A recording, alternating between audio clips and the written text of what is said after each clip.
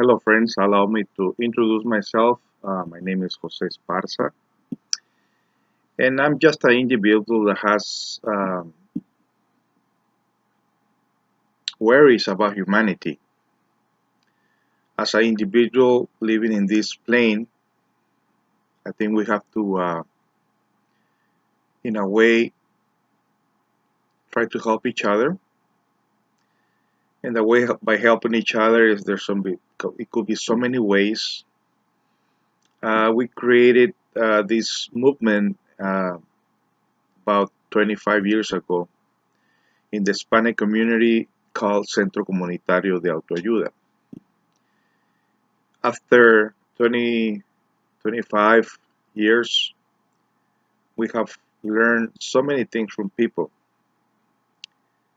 And we have discovered that many people, they try to do the best thing they can in life.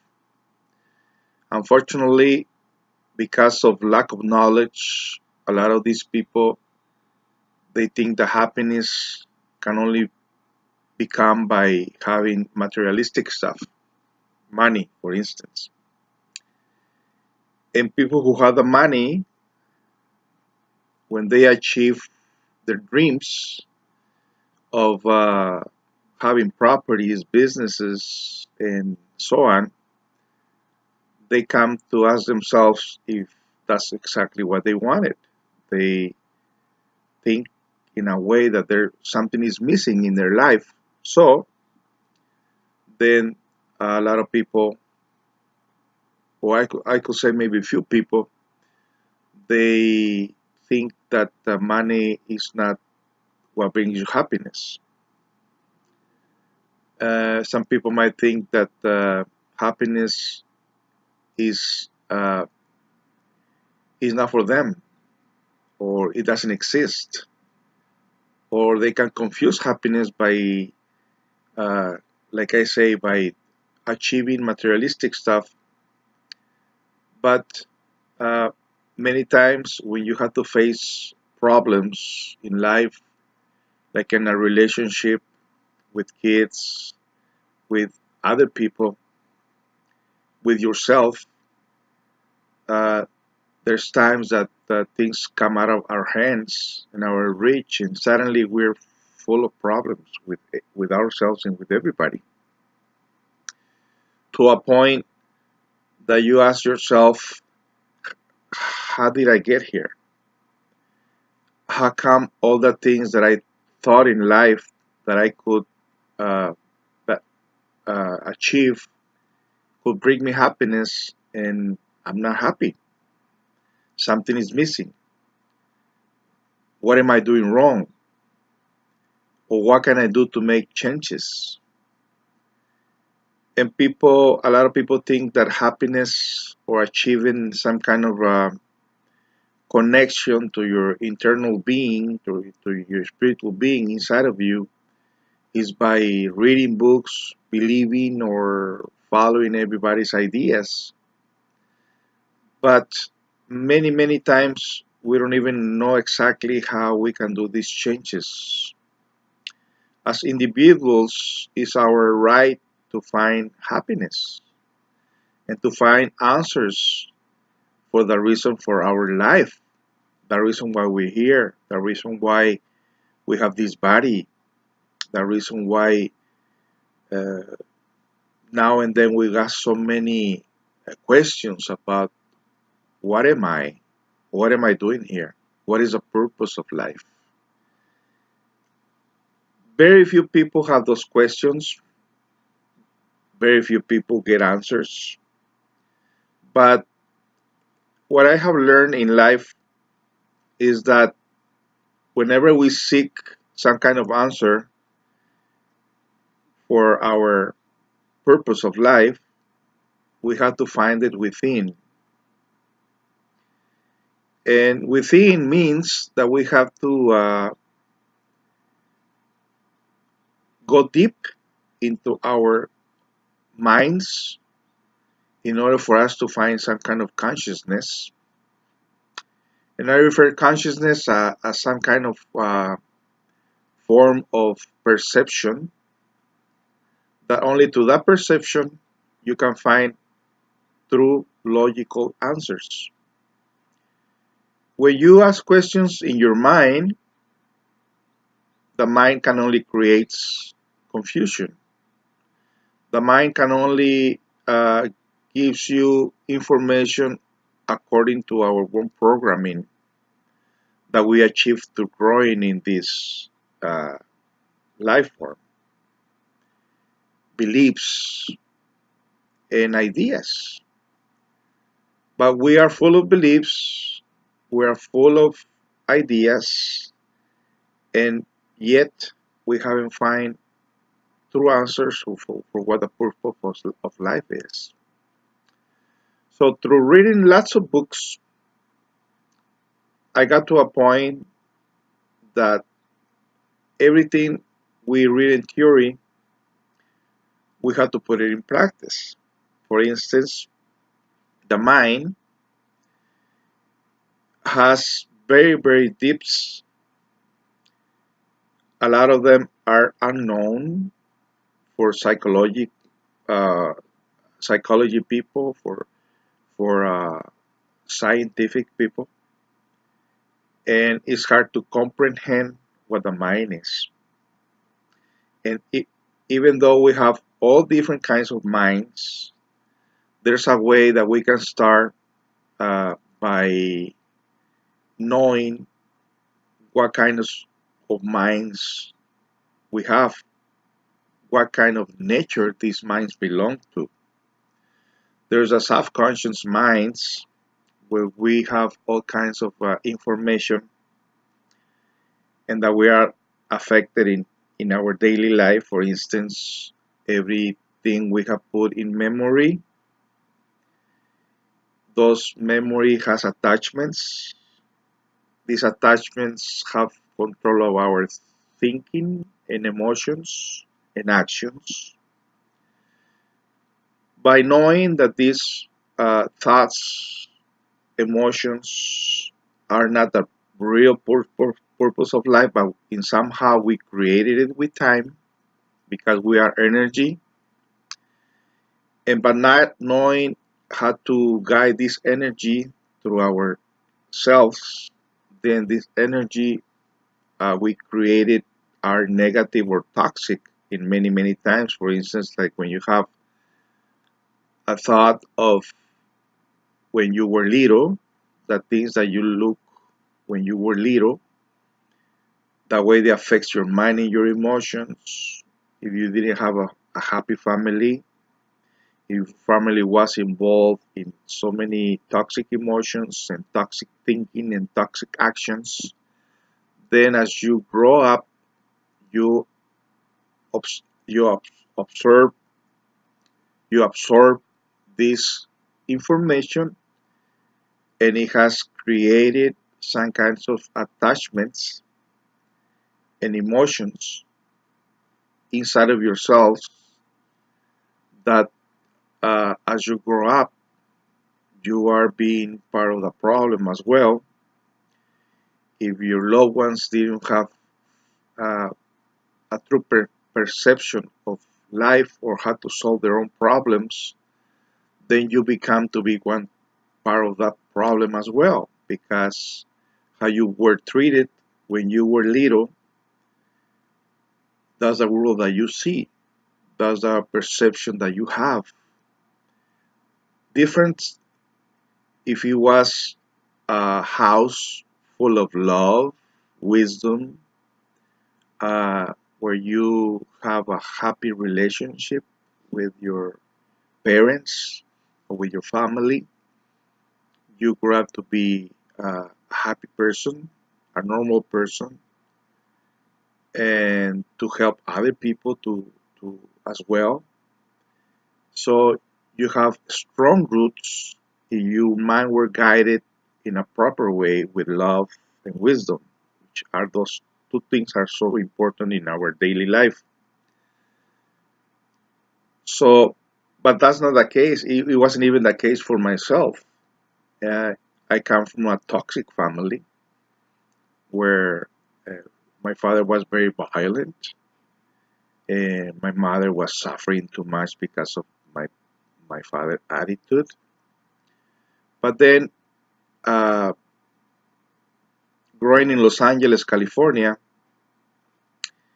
uh, going through this toxic information in my childhood and in my youth, I started doing exactly the same things by being violent and being a toxic person, drinking and smoking marijuana, being violent, being in gangs also. And I always have the excuse that I was not a better person because that's how my parents uh, taught me. That's how my parents uh, uh, have, you know, uh, information that they gave us. But when I was 22 years old, I started seeking for answers. Why this? Why that? And I started getting these organizations with different kind of philosophers, psychologists, beliefs, all kind of beliefs. And then suddenly one day I found this true practical knowledge. And through those practical knowledge, when I start practicing the different tools to help me transform my life, I found that my goal was to wake up my conscience. Every human being has a conscience, but this conscience is not awake. Actually, the conscience that we have is asleep, and it doesn't wake up by itself unless you have a purpose and the intention to wake your consciousness. So I got in this knowledge, this practical knowledge, and the first things I learned is the tool of self-observation. What is self-observation? Well, we can understand that self-observation has to do with something within inside of ourselves because we live in two worlds. We live the world of sensorial information, and we also live the world that we have within ourselves, what we have created inside ourselves. So self-observation helped me to identify what was causing me to be a toxic person. And I found that I was angry. I found that I was hurt. I found that my childhood was not a good childhood and that I didn't have the parents like other other kids have lovable parents that they take care of them, but it was not my case. But then I had to stop my excuses for being that kind of toxic person because I always, when people ask me, why don't you change your ways? How come you act that way? And I say, oh, because I grew up this way. Oh, because my parents were this way. So I, I had to stop that excuse and start taking responsibility of my actions. And by taking responsibility of my actions, I had to practice self-observation, identifying what kind of person I was, identifying why I was that kind of person, and also have a plan of how to change the wrong being person that I was. And it was not easy. It was very, very hard. But then we learn how to meditate. Meditation is a form of information that you go deep inside yourself to find the reasons why we are what we are. And in my case self-observation was very, very practical. And each time I practice meditation and self-observation through the daily life, then I discover that my reactions were not the proper reaction. I wanted to change people. I wanted to change situations. I wanted to change the world. I wanted to change everything that was wrong outside of me. But then one of these books says you cannot change others. You can only change yourself. And and that's very important because a lot of us we want to change other people, and that's wrong. The only thing we can change and we have the right and the freedom to do so is to change ourselves. So how could you change the image and the memory of something that you grew up with? Well, maybe you have heard the story of the two wolves, the angry wolf and the peaceful wolf. That's inside of us, of course. But then every time I remember something that was toxic, something that was bad for me to remember my childhood or whatever, I get angry. And as I get angry, I act according to the feeling outside of me. Some people they get angry, some people they want to use drugs, they want to use alcohol or whatever because they don't want the feeling. They don't want to feel, they don't want to remember uh, a toxic memory. So, but that's only creates more and more problem because it's like this. It's like you are hammering a nail in a wood, and then suddenly you hit your finger. You cannot ignore the pain of your finger. You automatically grab your finger and you try to take care of the pain. You hold the pain and you want to take care of the pain. You use attention. You use the proper feeling. You want to take care of this, and then you look at your finger, see how bad it is.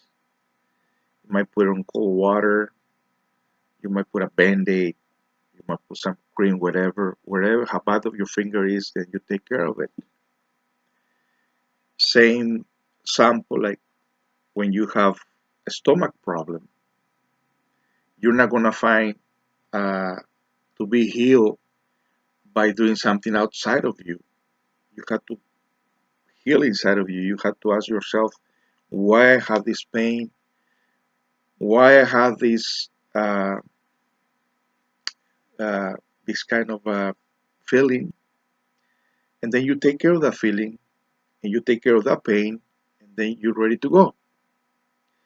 But when someone hurts our hearts, or our emotions, or our minds, we don't attend the situation with those samples. We want to forget, we want to erase the information, and people, instead of taking care of those issues, they become more and more enemies of themselves. By they want to destroy themselves. They want to destroy everything that comes near them as well because they're hurt. Inside of them, they're hurt. So we don't use a proper tool. We don't know how to use it. That's why there's so many gangs, so many people shooting at other people, so many people being violent, so many people causing problems to a lot of people because they're hurt inside and they didn't know how to take care of that issue or that feeling or that thinking.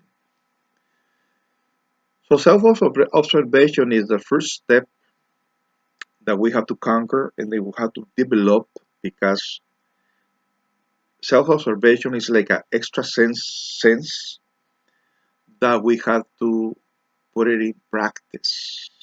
When you identify yourself by being sad, happy, upset, etc., you just identify the problem and then you're going to learn how to solve the problem.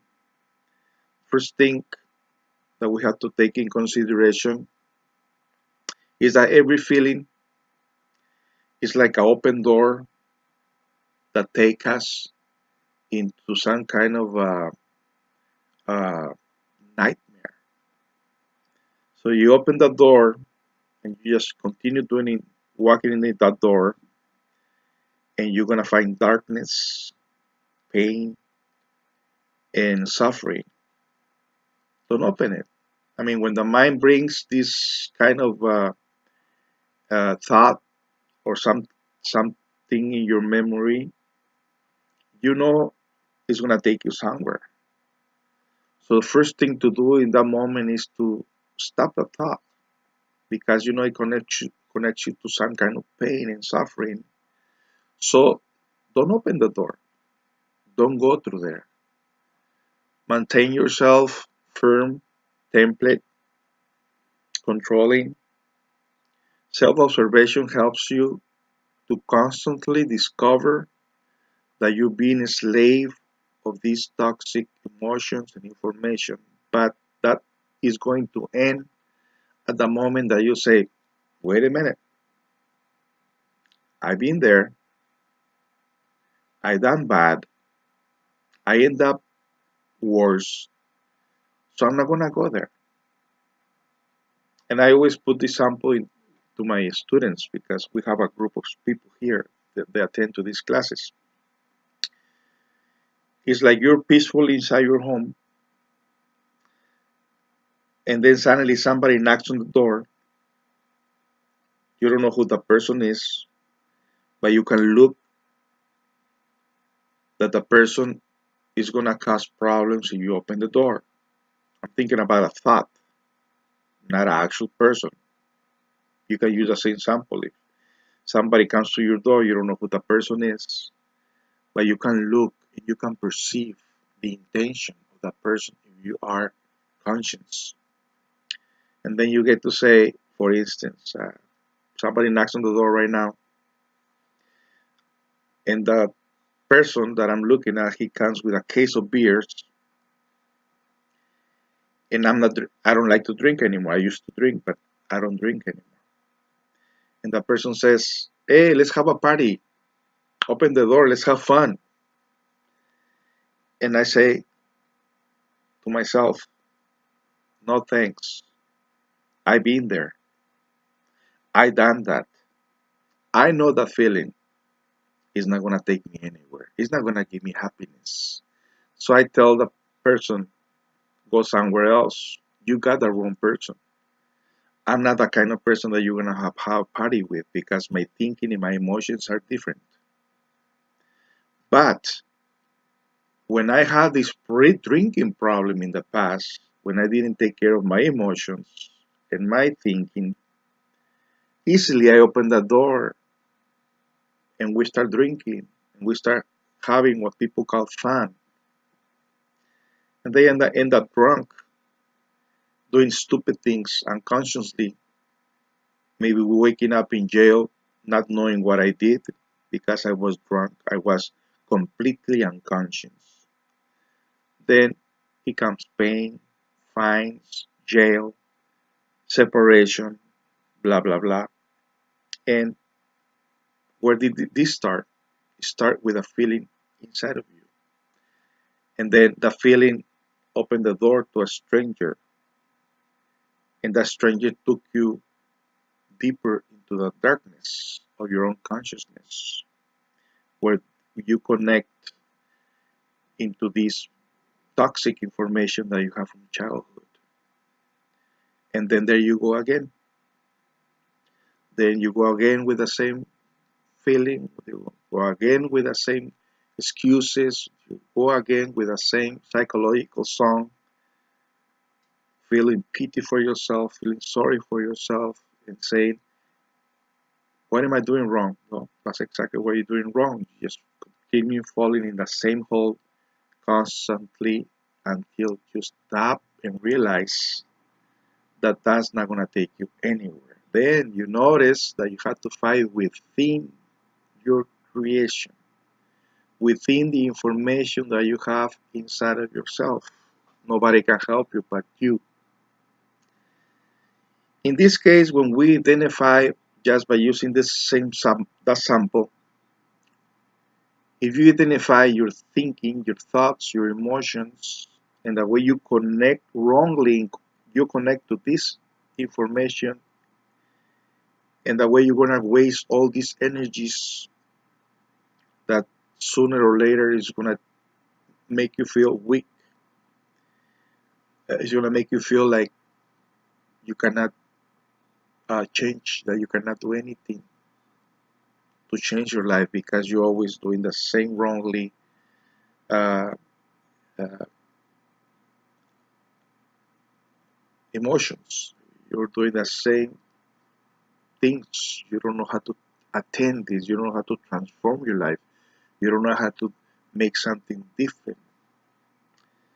So I wanted to share with you this knowledge that we start teaching these tools uh, 25 years ago in the Hispanic community. We have almost 1,200 members in Facebook. Like I say, I start this in Spanish. A lot of people have get the benefit of this knowledge, and this knowledge doesn't connect you to any kind of religion. Actually, this knowledge is like a tool, and that tool can be used by anybody. If you're a believer, if you are a Christian or non-Christian, or you any philosophy or any culture, Native American spirituality, whatever you want to call it, you can put this in practice, and you're going to become a better person in anything that you do in life. Because once you solve the problem within, then you're going to exteriorize that problem outside as well. If we complain about the world being the way it is because all of us are putting wrong information, wrong ideas, that in a way we think that believing is okay, but we actually need to do changes. Believing is not enough. The world is the way it is because of our actions. And everybody believes, even the criminal believes in God. We need to do changes within ourselves.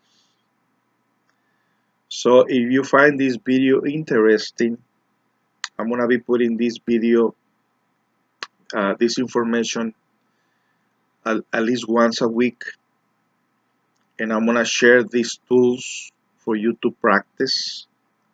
Like this morning, I put information about the three uh, cerebrums or brains that we have in our daily life. Uh, there's a text right there in my Facebook. Uh, and then every day I'm gonna get information to share with you. And if you are a person that has an open mind to accept a true practical knowledge, and when I say practical, means that I'm not looking for believers. I'm not trying to be popular or famous.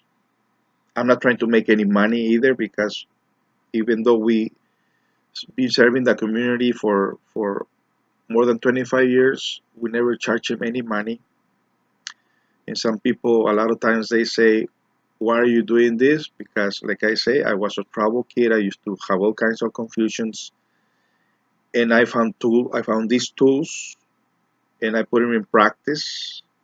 And it's been almost 25 years that I don't smoke anymore. I don't do drugs. I don't drink. I found other ways of life, and I dedicate my life and my time to the community. I have my own business where I can uh, live through my work, through my own money that I make on my business. Doesn't have nothing to do with this. And I support my family as well. I have a wife and a son, a 6-year-old kid, and we don't We're not interested in people's monies or changing their beliefs or none of that stuff. Totally neutral. If you find whatever information I put in my Facebook, you find it that it's important for you to practice it, you're free to do so. If you don't think this is important, you have the freedom to not to look at it. And I also offer people who are uh, willing to help other people by sharing experiences or practice or through practical ideas for we can help other people as well. We have a radio station online that I'm inviting anybody who wants to share information to other to the community. And as you can see, I have an accent because I'm from Mexico. I grew up in Los Angeles, California, and I always have this accent. I'm gonna have it forever, I guess. But I have a good purpose of sharing this tool with you.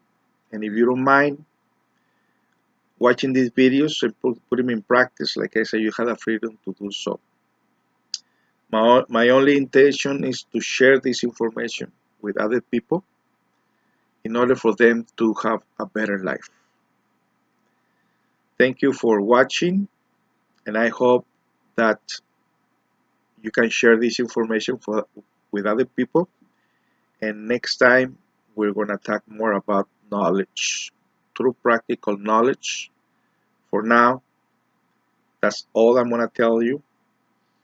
I'm very, very interested in learning the Native American culture, the spiritual side of them, uh, to know what they know.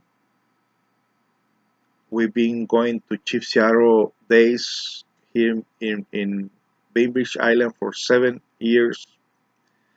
We love the powwows, we love the customs. We I like to play flute. Um, I don't know how to do it, but I'm learning. I asked one Native American guy one time. He was walking on the by by the park, and I said, "How could I learn how to play this?" And he says, "Just do it by heart. Whatever you feel in the moment, just do it." So, oh, that's simple. So anyway, I love the culture. Uh, I like to help people. Just like I say, just to share tools of knowledge and practical knowledge that have helped me through the years, and I'm pretty sure that it's going to help you as well.